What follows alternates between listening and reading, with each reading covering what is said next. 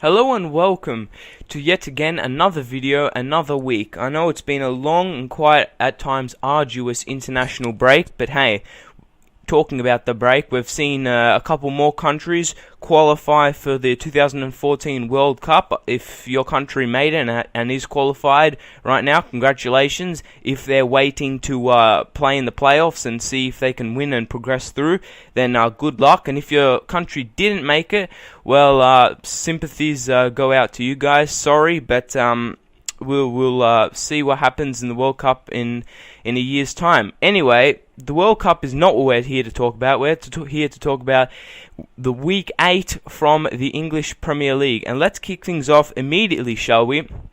At St James's Park, where Newcastle United are going to take on Liverpool. Now, the Liverpool players, strikers especially, are in form, not only for club but for country. Suarez and Sturridge, SAS, as I mentioned to you guys last video, cannot stop scoring, and I think that run of form can not only continue, but will really take Liverpool leaps and bounds in all competitions this year. And therefore, even though it's away at Newcastle, who are, not having a tough time right now. They're in a good bit of form with Remy and a couple of their other French signings, but I think Liverpool can get the business done. Will they get the business done? They definitely will, and the game will finish off Newcastle United 1, Liverpool 4. Next, we'll go at the Emirates, where Arsenal are going to take on Norwich City. Arsenal sitting top of the table. Basically, they've only had one loss, and I don't think that Norwich going to the Emirates are going to cause them too much difficulty. They've players all over the field are going to have way too much quality for Norwich. The defense is going to absolutely shut the Norwich attackers out. Van Wolfswinkel, Hooper, who else? Nathan Redmond and Snodgrass aren't going to have a look in the Arsenal goal at all. And I think Arsenal can really dominate the game and get another win on the board. And the prediction is Arsenal to win 2-0. Another London-based club, so we'll move on to Stamford Bridge, where Chelsea are going to take on Cardiff City. I think in this game, really, you guys would probably know, Chelsea, I believe, will get the business done here, no doubt about that. However, I think Cardiff can pose a little threat. Look, they're a great counter-attacking team, as mentioned, all through this season so far. Malky Mackay set the team up very defensively. However, when you've got players of the caliber and quality like Oscar, Hazard, Mata, Schürrle, the names go on and on and on for Chelsea, you know that they're going to eventually be able to get the breakthrough and score goals. And therefore, I believe that they'll win 2-1. At Goodison Park now, Everton will be taking on Hull City, and I can only see one real clear result, and that's Everton to win a measly 1-0. I say measly because I reckon they're going to have about, above 55% possession and probably around 11-12 shots on Hull City's goal, and I think that they won't be able to take their chances. Hull could pose a threat late on, but Everton will just comfortably get over the line 1-0. Now, arguably one of the bigger games this week, Manchester United taking on Southampton at Old Trafford. Look, Manchester United, they're not in the greatest of form. Wayne Rooney's been playing probably their best player for club and country, and really, I think the players need to go around him. Yes, they've found a nice young upcoming talent in Adnan Januzaj, but look, he's young, he's going to be inconsistent, he's not going to give you, those world-class performances game in and game out, and therefore, due to the fact that United are a bit rocky here, and Southampton actually look like a rock of a team, I'm predicting that this game will finish 2-2. I can see goals, Robin van Persie, Wayne Rooney, Osvaldo, Lambert, 4 amazing strikers, and I think that they can share the goals amongst themselves.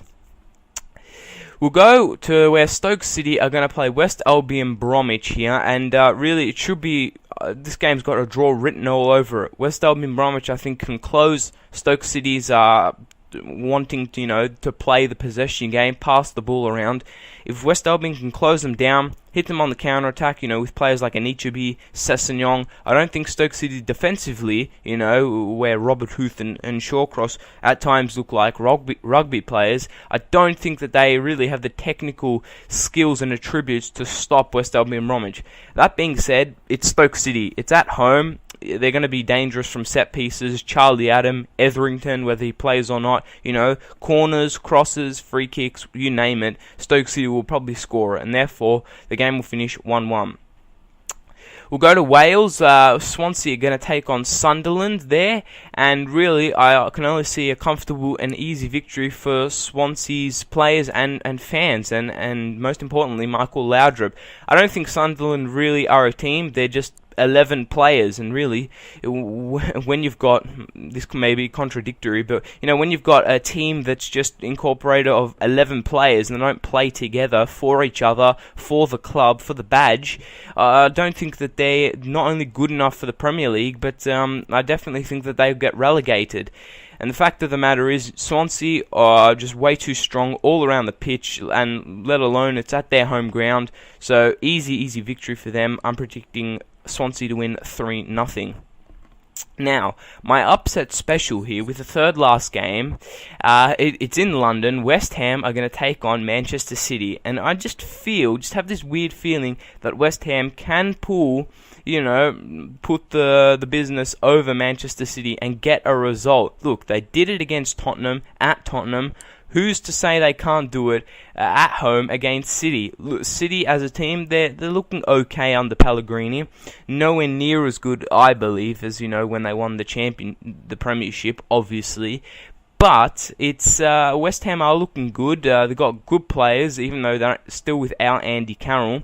And I think at home, the home fans can get around them. I think they can actually get the lucky win that they need for not only themselves, in ensuring their survival, but for Sam Allardyce, who I believe is under a little bit of pressure.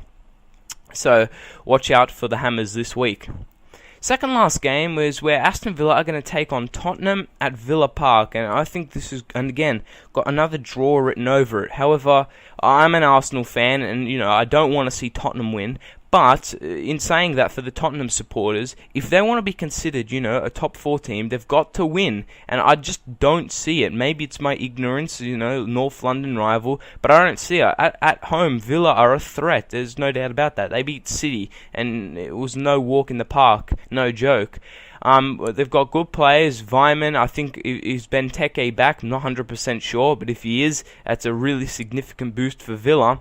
And Tottenham, I'm not all that convinced, They've got good players. Chadley is a great player. Eriksen's an absolute gun. And, you've got your two defensive midfield rocks in Paulinho and Dembele, who give you that, stability as well as creativity going forward.